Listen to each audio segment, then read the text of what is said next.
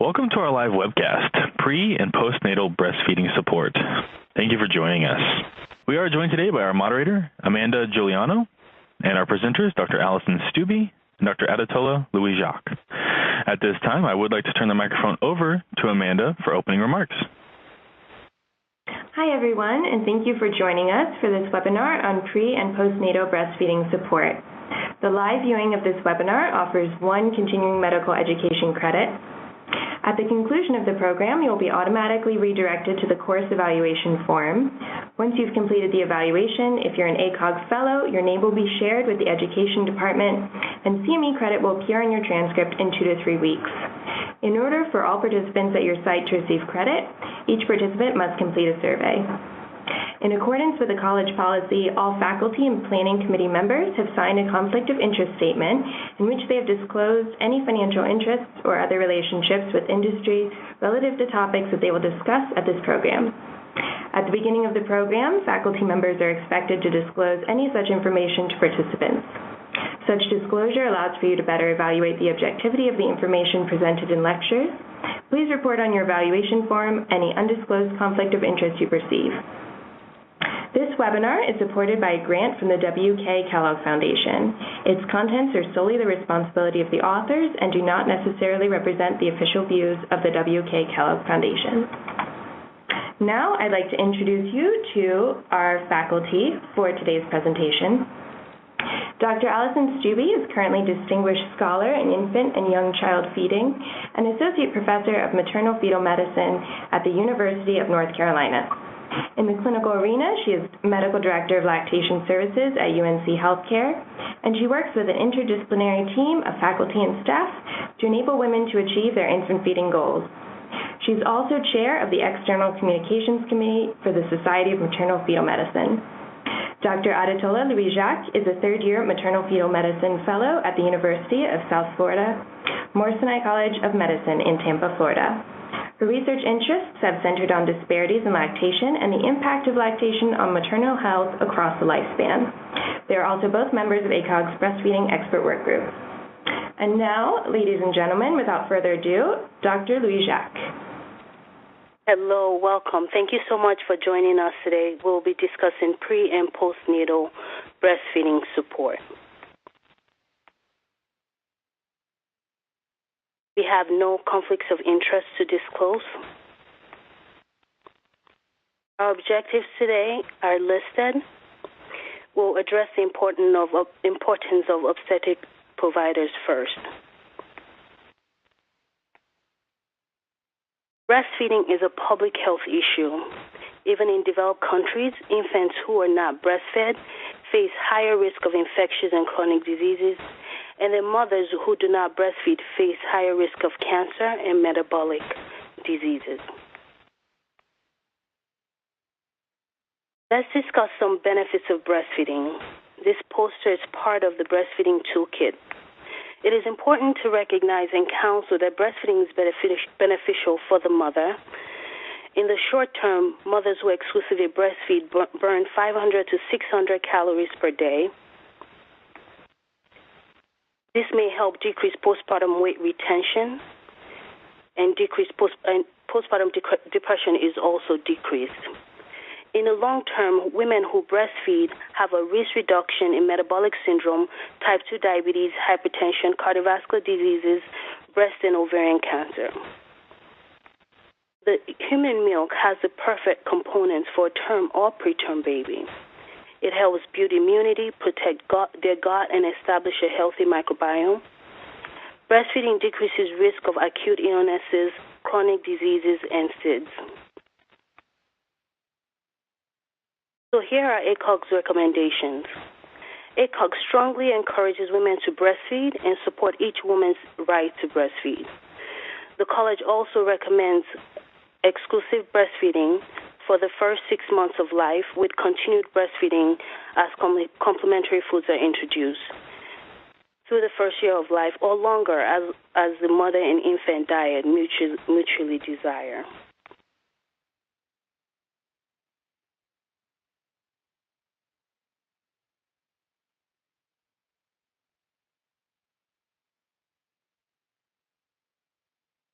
So how are we doing?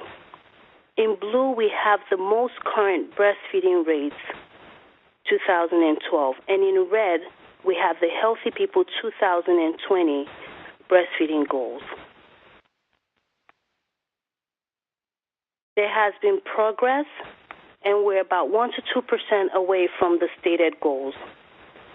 Although these goals are a great start, only 22% of mothers are exclusively breastfeeding at 6 months.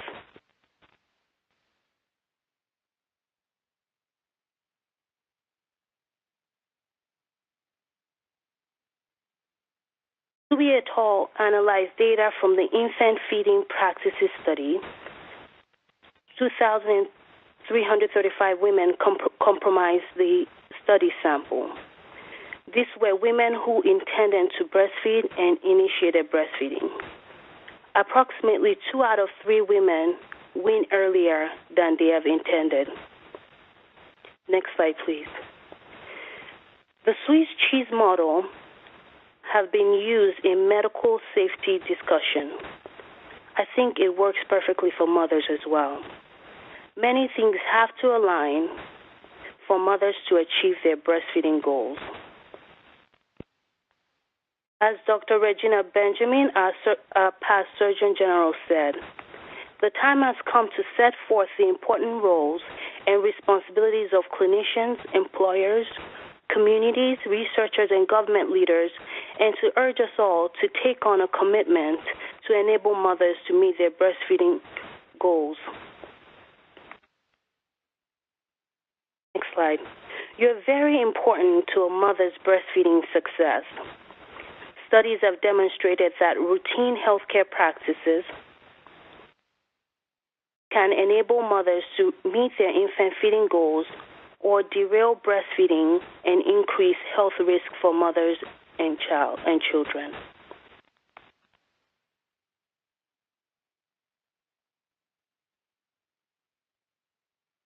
Here we see that a number of baby-friendly practices followed impacts breastfeeding duration. The more evidence-based practices are reported, the lower the percentage of mothers who stop breastfeeding before 6 weeks. I will now talk a little bit about these evidence-based 10 steps. The World Health Organization's 10 steps to successful breastfeeding should be integrated into maternity care to increase the likelihood that a woman achieves her personal breastfeeding goals. Here are the 10 steps. We will first focus on prenatal breastfeeding education to inform all pregnant women about the benefits and management of breastfeeding. So I'm Allison Stuby, and I'm going to talk a little bit about how we can incorporate breastfeeding education into prenatal care. And I think one of the first really important things to appreciate is that patients absolutely care what their healthcare providers say about breastfeeding. This is data from a 2003 study where women were asked what their care provider's preference was for how they fed their babies, and then what they were doing when they were 6 weeks postpartum. And what I want to emphasize here is that if the patient thought the provider didn't care, they were less likely to be breastfeeding than if they understood that the provider favored breastfeeding. Not surprisingly, if the provider said they should formula feed, they were even less likely to be breastfeeding. But when we are neutral in our recommendations, patients interpret that as, well, if this were actually important, then someone might have said something. And so if we say nothing, we're implicitly saying it doesn't matter. Interestingly, we know that doctors don't appreciate how much patients care what we have to say. So Elsie Tavares and colleagues had questioned both patients and providers about how important the doctor's advice was to moms' decisions about whether to breastfeed and how long to breastfeed. And what you see is that more than a third of patients thought their obstetrician's opinion was really important, but only 8% of obstetricians thought that what they had to say mattered. So to all of you on the line who provide prenatal care, it matters. Patients care what you say, so we want to make sure we're giving them evidence-based recommendations. So it's also important to be thoughtful about how we make those recommendations and how we start that conversation. So when I first started doing prenatal care, I asked what seemed like a very straightforward question: are you planning to breastfeed or bottle feed? the problem with this question is if mom says I'm going to bottle feed, then we're kind of in an impasse. Because I either need to say, well, I don't think you should do that, or say, okay. And so instead, what Laurie Feldman-Winter, who's a pediatrician who created the pediatric residency breastfeeding curriculum, recommends is to say, what have you heard about breastfeeding? So this can actually be an incredibly informative question. And one of my favorite examples is a story that may be apocryphal, but it's so good that I love to tell it, where the provider asked the patient, what have you heard about breastfeeding? And the patient said, well, I can't do that. It's too painful. And the provider said, well, what do you mean it's too painful? And the mom said, well, I don't know what they use to poke the holes in your nipples with, but I am not doing that. So this mom presumably had seen a baby bottle and noticed that there was a hole at the end, had looked at her nipples, did not see a corresponding hole, had heard breastfeeding was painful, and inferred that there must be some kind of piercing procedure that had to be done in order to breastfeed. And understandably, she wasn't excited about that. But if the provider had just said, are you going to breastfeed or bottle feed? And she'd said bottle feed, there never would have been an opportunity to discuss her misconception about what to expect. So in this case, the provider said, well, actually, the holes are already there. At which point mom said, oh, well, in that case, bring it on. I want to breastfeed. And you can imagine that one could list all of the health benefits that we've already reviewed. And if the patient thought she was going to get her nipples pierced, it would have been a done deal. So it's really important to find out what mom's concerns and perceptions are. And then it's important to repeat those back to mom and acknowledge that we've heard what she has to say. So many women are concerned about pain independent of nipple piercing.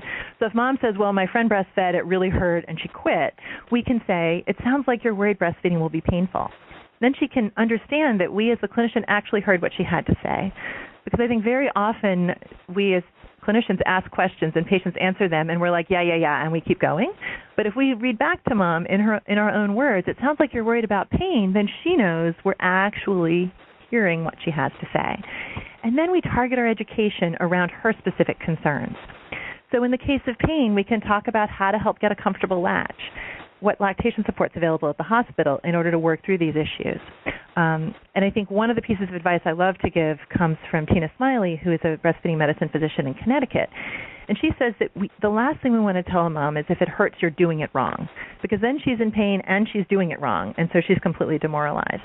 Instead, Tina talks about if you're walking down the street and there's a pebble in your shoe and it hurts, it's not that you're walking wrong. It's that your body's trying to tell you to take off the shoe and remove the pebble. So if mom has baby at breast and it's uncomfortable, that's her body giving her a cue to adjust the baby's position. And so if we talk about discomfort as a clue to help adjust baby's position instead of you're doing it wrong, I think it's really much more empowering for women and helps them to seek help when they need it. So in asking what have you heard about infant feeding, I wanted to share a resource that was developed here at UNC by the Carolina Global Breastfeeding Institute. Ready, Set, Baby is a set of flip charts that are for a health educator to use in a clinical setting. On one side, there is a question like, what have you heard about infant feeding? On the other side, there are education points for that health educator to cover. And it's designed for a layperson with some training to be able to deliver. It doesn't require an MD or a PhD or an RN. It can be a nurse's a CNA in your clinic or even a volunteer. The images are available free to download and have printed with a Creative Commons license, and I encourage you to check out the website. There's also a booklet that goes with it. It's available in English and Spanish. So if you're looking to figure out how to incorporate breastfeeding education into your clinic, this can be a great resource.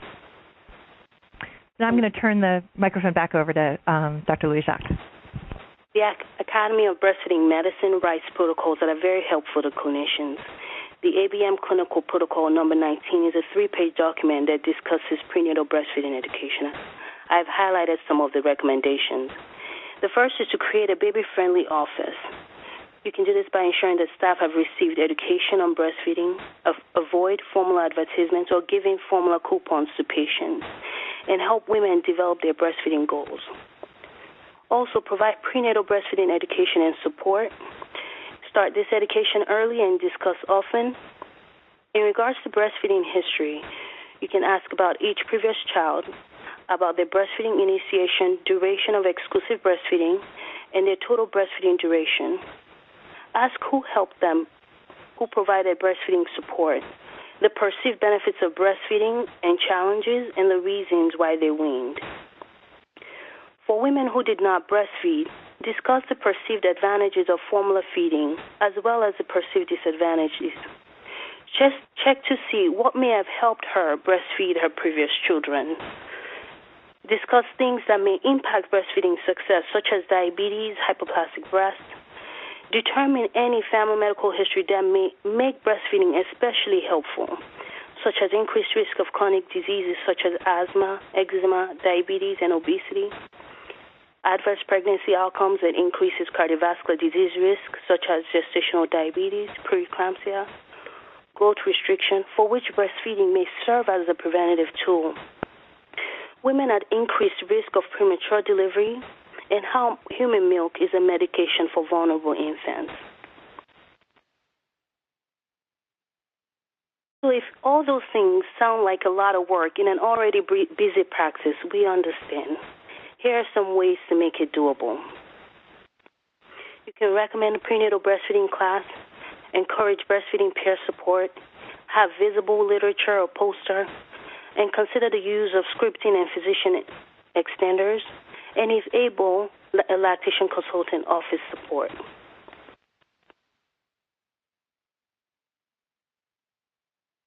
The Breastfeeding Toolkit has a physician conversation guide that you may find helpful. There are also scripts that can be used. And I think that... Go ahead. And I was going to say the scripts try to help address exactly the three-step counseling method that we just talked about. I did want to just spend a couple of minutes talking about the importance of keeping formula advertising out of medical practice. And in the ACOG's position state, in the ACOG committee opinion, it's noted that families should receive non-commercial, accurate, and unbiased information so they can make informed decisions about their health care.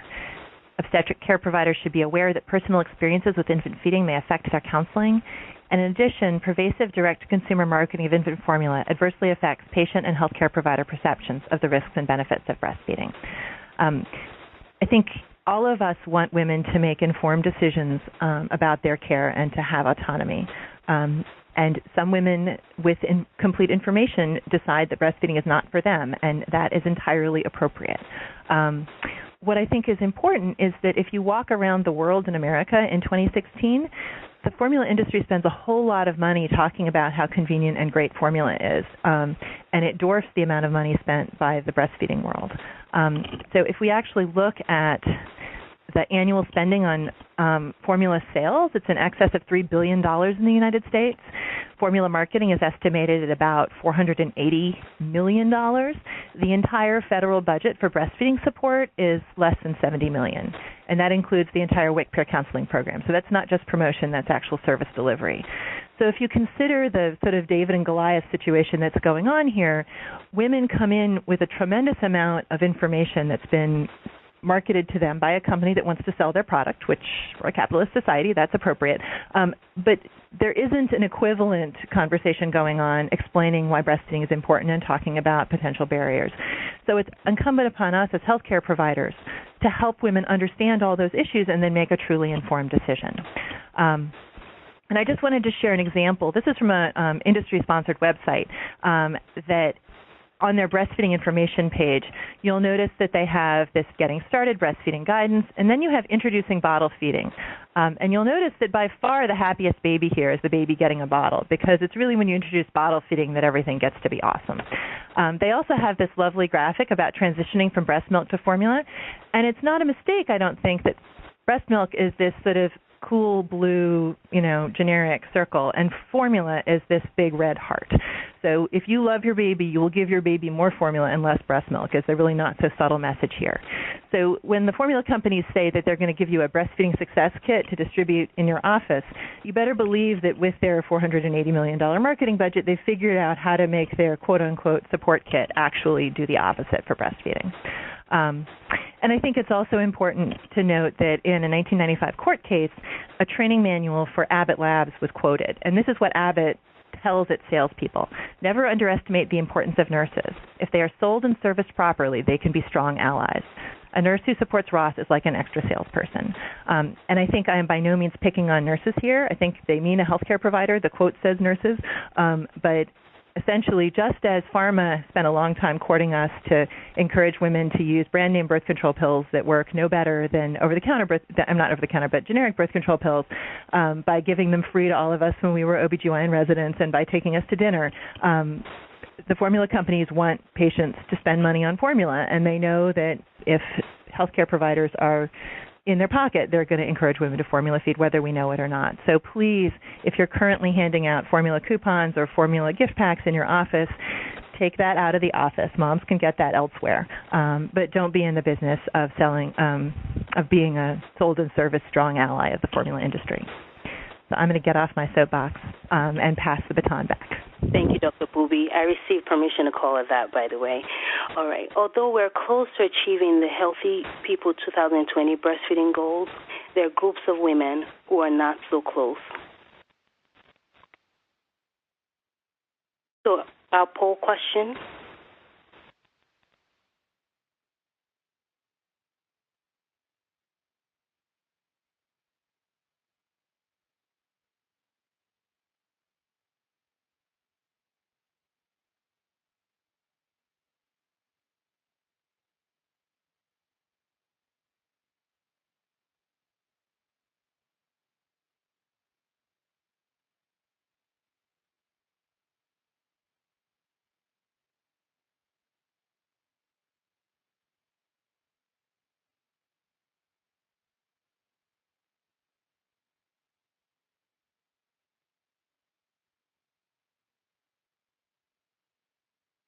Thank you. So here in this graph, we see that Black women have the lowest ever breastfed goals, those rates, with a 17% difference between non-Hispanic Blacks and non-Hispanic whites, according to the CDC most recent data. Also, American Indians or Alaskan Natives have lower rates as well. It is important to know the population you're serving. For example, non-Hispanic Hawaiian or Pacific Islanders have the highest ever breastfed rates, but have the second lowest rates of breastfeeding at 6 months and the lowest rates at 12 months. This community may need more education and intervention targeted towards duration. So a MMWR report in 2014 reported that hospitals that serve more Black mothers are less likely to provide the 10 evidence-based steps.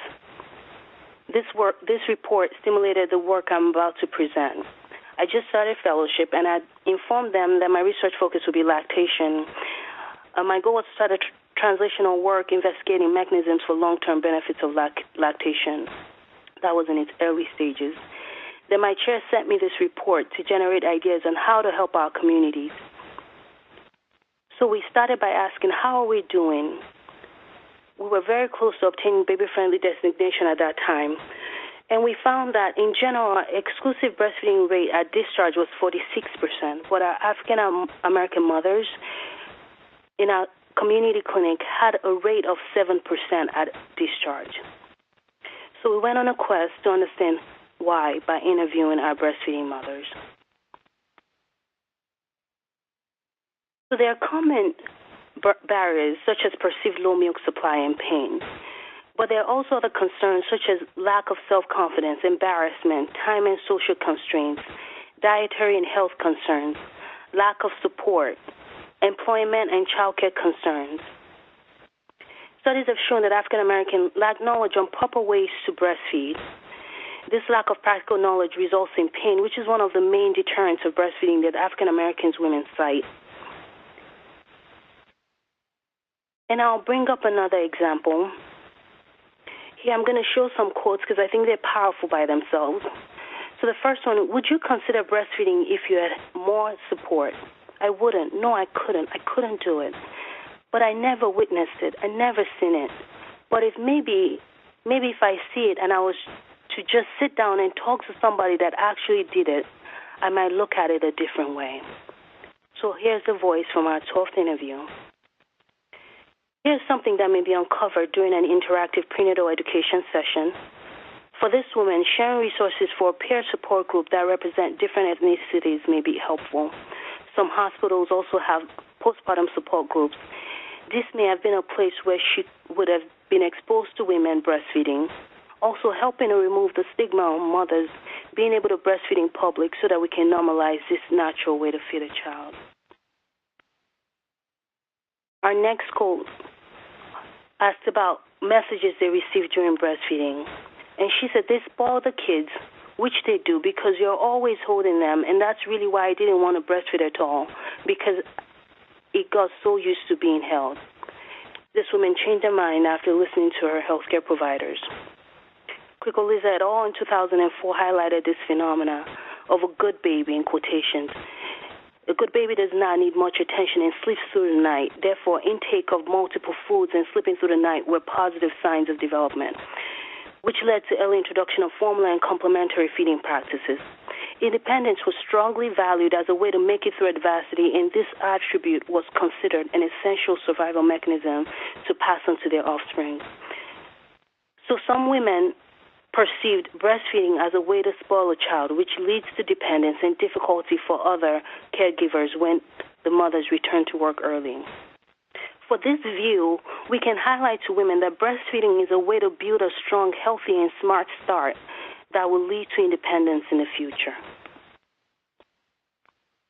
My last quote I will highlight is a woman talking about breast pumps. They say breastfeeding is better, but my thing is, yes, it is better, but it's also time-consuming. Like you have a family to take care of. Breastfeeding can get in the way, especially if you can't afford a pump. If I would have got a breast pump, I would still be giving him the milk from my breast. And there's another quote below.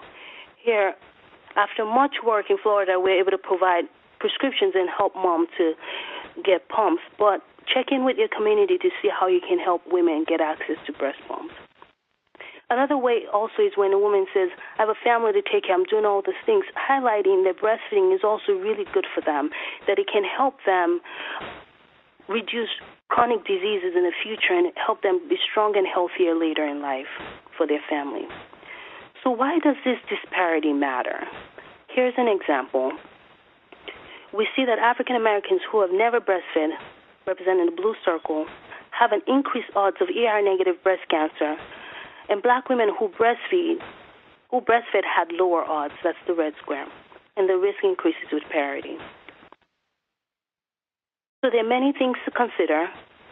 We can look at family structure and try to get a family member who can be an advocate, who can help, or figure out a member that may not be helpful. Understand the partner's perspective and beliefs and how that may affect breastfeeding success, and educate where appropriate. Ensure that parents from diverse cultures understand the importance of breastfeeding. Respect cultural tradition and taboos. Adapt cultural beliefs to facilitate optimal breastfeeding. And sensitively discuss traditions that may be detrimental to breastfeeding. When possible, provide information in native language and assess for literacy level. And understand the specific financial work and time obstacles that breastfeeding mothers face, and help families to overcome this. And be aware of your own personal cultural attitudes when you're interacting with patients. So that was... Go ahead. So that was really fabulous. Thank you. I'm going to talk a little bit more about evidence-based strategies to increase breastfeeding rates.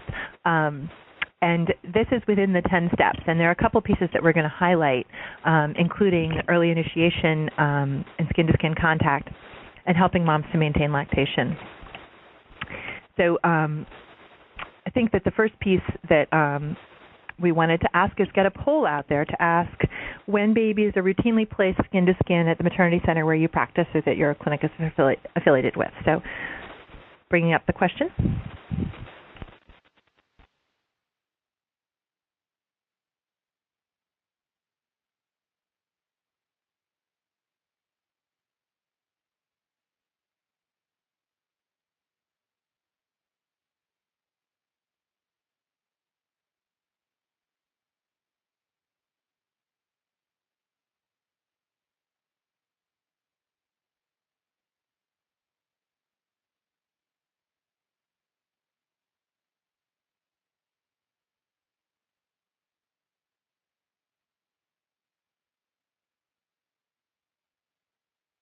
So I'm delighted to see that the plurality of folks have routine skin-to-skin after both vaginal births and cesarean births. And we'll talk in a minute about why that's so important.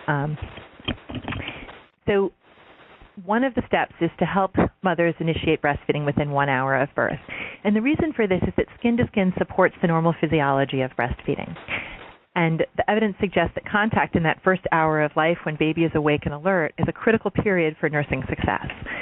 So I know here at UNC it's been a process to make this part of routine care because there are lots of things on the checky box list that have to happen with babies in that first hour. But I think Raylene Phillips, who's a neonatologist, has talked about this as a sacred hour. In the same way that one would not interrupt a wedding with a telemarketing phone call, we shouldn't interrupt this first hour of life with sort of, well, we need to fill out this form, so we're going to do it now. The reason for this comes from the Cochrane review of randomized controlled trials. So these are data from randomized trials where babies were placed skin-to-skin or they were placed in a crib.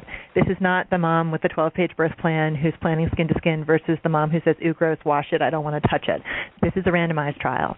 And what has been found is that babies who are skin-to-skin are more likely to have a successful first feed, more likely to be breastfeeding at discharge, to be breastfeeding at 1 to 4 months. And in the data that's been analyzed, 20% of skin-to-skin babies and 0% of routine babies were still breastfeeding at a year. When they pool all these studies together, skin-to-skin is associated with a 43-day longer duration of breastfeeding. So by making this happen in 1 hour, we are essentially buying moms 6 weeks, moms and babies 6 weeks of lactation. So this is something that those of y'all who are involved in catching babies can do if you're not, and it looks like many of you are doing it already, but really pushing to make that the place that babies go immediately after birth. And it's important to realize this isn't just important for breastfeeding babies. Babies need mothers. And these are data from an RCT of 50 healthy term infants who were either skin-to-skin briefly and then put in a crib or a cot. It was a British study, so it's a cot, or skin-to-skin for 90 minutes. And what we see is that the respiratory rate of babies that are skin-to-skin is less tachypnic.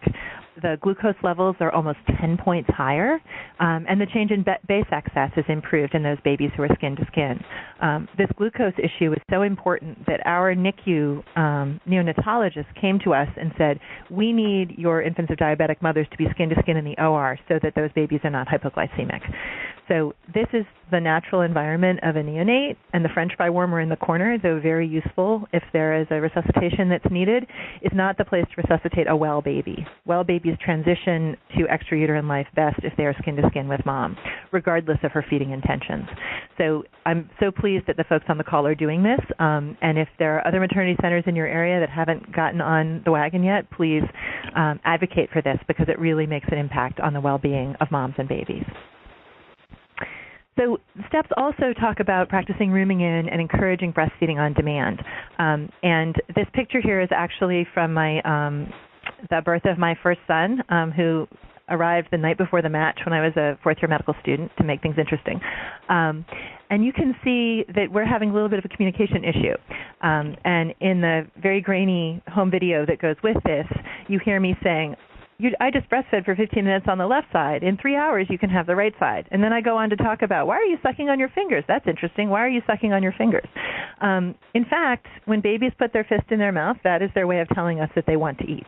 And I don't get that, and no one in the room, including my nurse and my doula or my husband, he and I were both clueless, realized that my baby was very clearly expressing a desire to be fed, and we were completely oblivious. So helping patients to interpret those cues and feed on demand is critically important. By the time our third child was born, I both knew what a feeding cue was and was on the ball enough to take a picture to use in future breastfeeding talks. So here's Max, who is telling me he wants to eat, and I quickly, after taking the photo, put him to breast. And I like to tell patients your baby has a fuel gauge, and this is in the ACOG conversation guide. Both hands up in front of his face is empty, hands out and relaxed is full, and one hand in the mouth and the other hand floppy is, I might want dessert. And teaching parents this, and you can demonstrate it very easily, gives them some kind of handle on what's going on, and they feel so much better because they can understand what their babies want. And it encourages them to feed not when the timer says it's time to feed, but when baby indicates that baby is ready to feed. And that feeding on demand helps to establish mom's milk supply and get breastfeeding off to a good start. Thank you. So step 6, to help with exclusive breastfeeding goals and improve health outcomes, we should try to discourage supplementations that are not medically indicated. So here is a map showing percentages of infants supplemented within 2 days of life, and you can see that states perform differently. So why does exclusive breastfeeding matter? It's been shown to increase breastfeeding duration, and it has a higher impact on health outcomes. Bartik et al. Show that if 90% of U.S. families breastfeed exclusively for 6 months, the U.S. would save $13 billion. So a summary of all the things we just talked about, that the hospital practices that help facilitate breastfeeding and increase breastfeeding duration supports things like demand feeding, facilitating skin to skin, initiating breastfeeding as soon as possible, and avoid supplementations unless when it's medically indicated. So here are some other things. Here's from our committee opinion, number 658. Here are some other things. It's that we can do to support. That your office should be a resource for breastfeeding assistance. Also, you can keep a list of prenatal breastfeeding classes, list of peer support, and local resources that will help the mothers as well. Office staff should be able and prepared to triage common breastfeeding concerns and to refer women. Again, a way to do that is to know the people in the community and also to educate your staff members. I'm going to talk a little bit about how we can pay for doing all of those good things. And I think it's really important to understand that the Affordable Care Act actually mandates coverage of breastfeeding support services. So there are 2 major provisions in the Affordable Care Act. One is coverage of comprehensive lactation support and counseling, and the other is coverage of costs of renting or purchasing breastfeeding equipment for the duration of breastfeeding. And what that means is that if you have a lactation consultant in your office, you can bill for her encounters with patients. And if you provide a breastfeeding support visit, you can bill for that as a separate service, which has potential to make it fundable to do this kind of work. When we talk about breast pumps, Dr. Louis-Jacques outlined why it's so important to have pumps be accessible to mothers.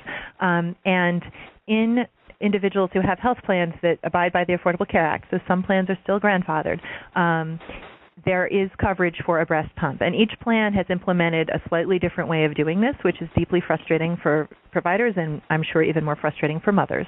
However, this is a guide from the National Women's Law Center that looks at benefits for breastfeeding mothers and lays out how we can understand health coverage of breastfeeding support and supplies. And because this varies by payers across the country, I would encourage you to have someone in your office or somebody in your region take on identifying what the status quo is for various payers so that you can give moms appropriate advice. There are some vendors online, if you Google breast pump insurance, that come up that are DME providers that have contracted with various insurers, and I'm not going to throw out names because I don't want to imply endorsement of any of them, but often it's a situation where mom can call and say, I have, Blue Cross Blue Shield Nebraska, I have this plan, and I want a breast pump, and they will tell her what she actually needs to do. Not all payers require a prescription, but many do, so figuring out how you order that in your EMR or having a template for that will be really important so that moms can get the pump when they need it. One really important piece of this is that most insurers don't let mom go to Target and buy a breast pump and send the receipt to them. It has to come from a DMA provider. And that often has some lag time, as in weeks. So if mom is going home and has a baby in the NICU, a different plan is going to have to be put into place because she can't wait 3 weeks for her pump if her baby is a 24-weeker and she's being discharged. So again, unfortunately, there's not a national answer to that question, but it's incumbent upon us as women's healthcare providers to make sure that we know what our local answer is and we're prepared to answer it. So I would encourage you to pool resources with others in your community and sort this out so that you can provide appropriate support. When we think about coding, the breastfeeding toolkit includes a list of commonly used codes, and I'm not putting them all up here, but there are a number of ICD-10 codes specifically for breastfeeding conditions. And those may well fall outside the global. So if you see a mom for a breastfeeding issue in postpartum, that may be a problem visit as opposed to a global visit. And again, that's going to vary by payer, but I would encourage you to code those not as routine postpartum care, but code them as a breastfeeding problem visit, and hopefully that then can be reimbursed. It's also possible under most plans to bill incident to, for a lactation consultant to bill incident to a physician.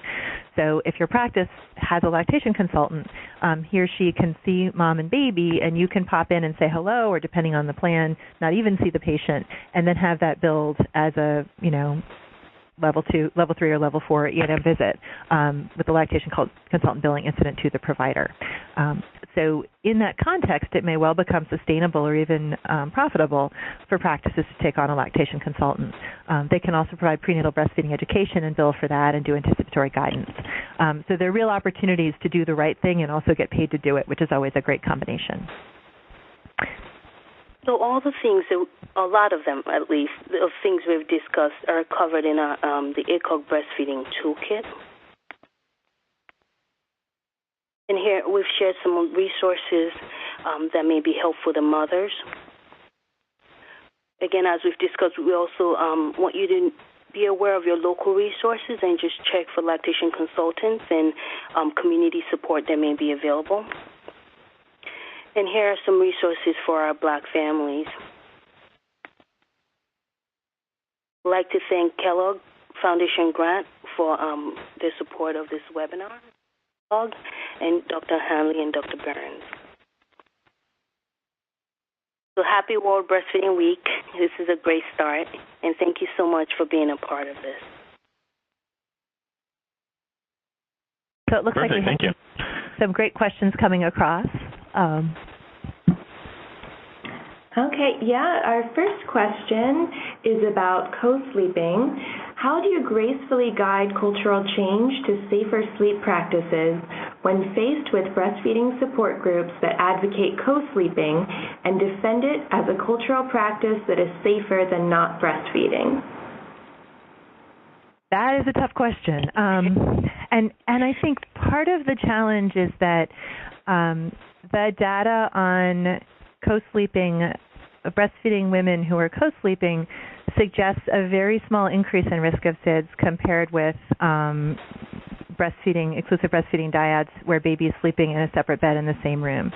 And in fact, the NICE guidelines in the UK in their recent update have taken a much less abstinence-only stance on co-sleeping than is currently advocated by the AAP in the United States. And my understanding is that new AAP guidance is coming out that is trying to approach the nuance of all of this. I think a really important reality is that the overwhelming majority of breastfeeding mothers at some point fall asleep while holding their baby. Oxytocin makes you sleepy. And there is a real potential for harm if we say never, ever, ever lie down with your baby in bed, and an exhausted mother is sitting in a rocking chair in the middle of the night and drops her baby on the floor. And so I think the way that I try to navigate this in my own practice, and I want to be clear, I'm not speaking on behalf of ACOG, I'm speaking on behalf of Allison, is to talk with families that are, the safest recommendation is for baby to sleep in the same room as mom, but not in bed with mom, on a safe sleep surface.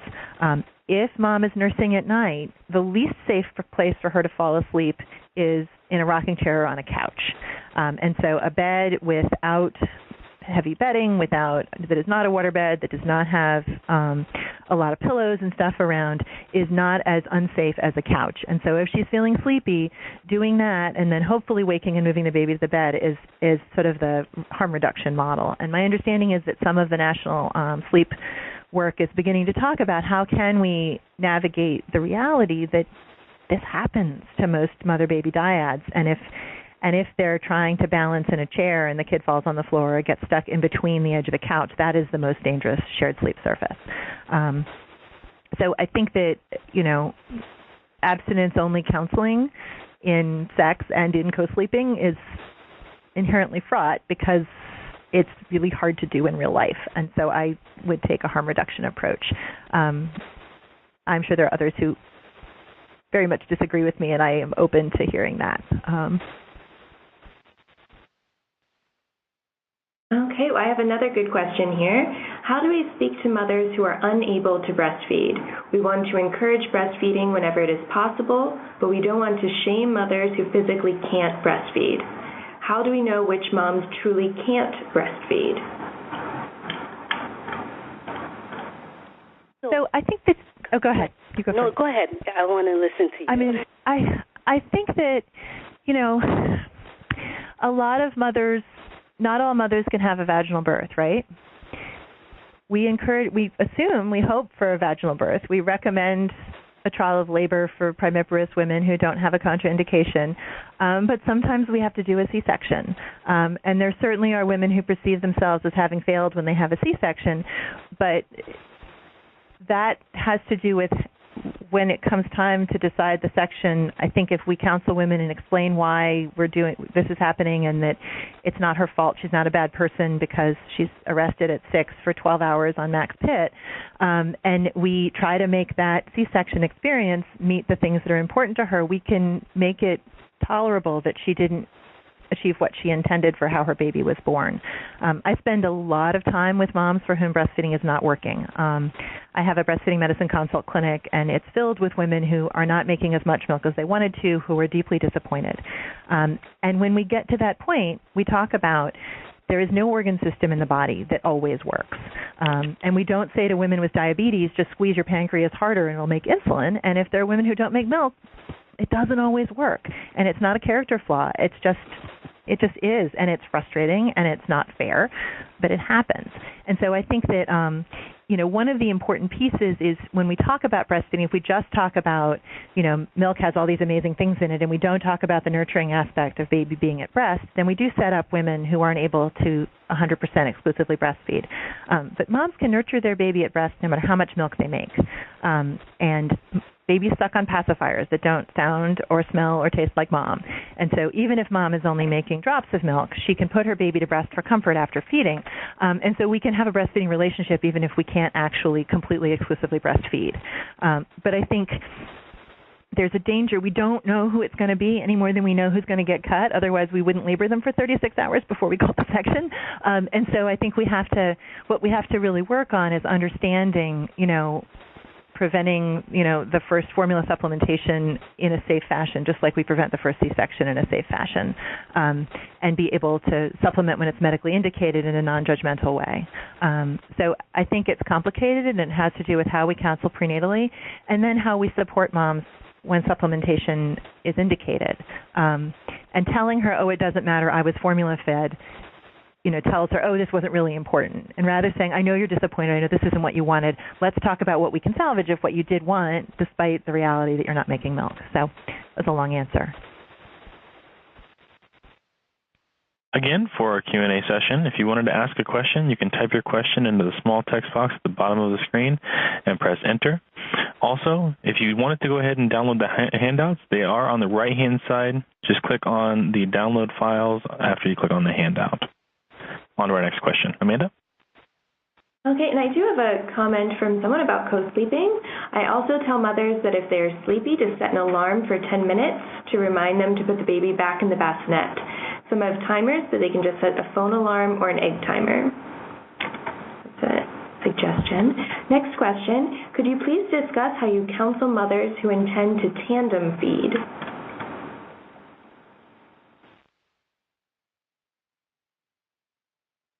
I would say it's completely okay. I don't know how you feel, Dr. Subi. I was searching to see if I can send an article that would completely back it up, but from reading in the past and from looking, there's not been any harm demonstrated with tandem feeding, but if we're able to share an article, we'll definitely place it with in the... Yeah, I think, if you have a mom with, who's 4 centimeters dilated at 24 weeks, I probably would say perhaps continuing to tandem feed if that's causing contractions might be concerning. But I think that it's very common for moms, if you look worldwide anthropologically, it's incredibly common for women to continue to breastfeed the baby on the outside while they're carrying the second baby. And I think that one of the things that's important is that it can be challenging to negotiate a toddler or a 3-year-old and a newborn. And so connecting moms with resources for other moms in the community who have tandem fed to provide their tips and tricks for how to explain to big brother or big sister that baby has first dibs. I do know there was an anecdotal case of a baby that was failing to thrive, and the pediatrician couldn't figure out why the baby wasn't growing. This mom was, had breastfed her other kid for 3 years, and it turns out the 3-year-old was getting first dibs and the baby was getting the leftovers. And when they let the baby get the first dose of milk, then it worked out. So I think that there's absolutely, I know of no contraindication to tandem feeding, and I think it's a pretty biologically appropriate way for primates to, and humans for that, who are primates, to behave. And I think it's really important for us not to roll our eyes at women who continue breastfeeding into toddlerhood, because it's common, and I think if you think it's not, it's because your patients aren't telling you, not because they're not doing it. Okay, next question. We have some questions about IBCLC billing.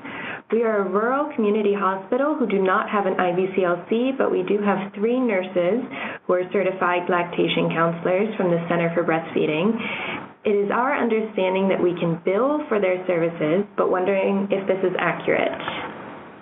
So I think that's going to be a question of your local payers, and I think that you can make a strong case that you're providing a service, and this is the service that you've got given your context. And I think that it's going to be a payer-specific policy. I know that I think the other issue is there a way that you can help your CLC nurses become IBCLCs and get clinical hours so that then they can advance their practice and have that skill set and be able to bring that to bear. But unfortunately, since each payer is able to make its own rules, I don't know the answer. Okay, next question is about formula.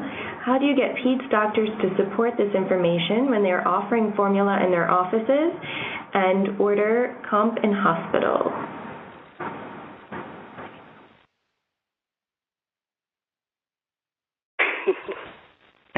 So how do you get peds doctors to support this information when they're offering formula in their offices?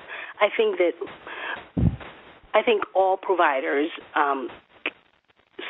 whether it's pediatrician or obstetricians or whoever, there are some providers who fully support this and there's some providers who don't. And also that there are times when a baby may need formula for medical indications. I'm not saying that it should necessarily be provided in the office. I think I don't know that I can state exactly how, other than education and talking about the impact, as we've done, of commercialization and having formula in the office and having coupons in the office, which obstetricians do as well, that how that may impact breastfeeding success and just having a discourse to help mothers achieve their breastfeeding goals.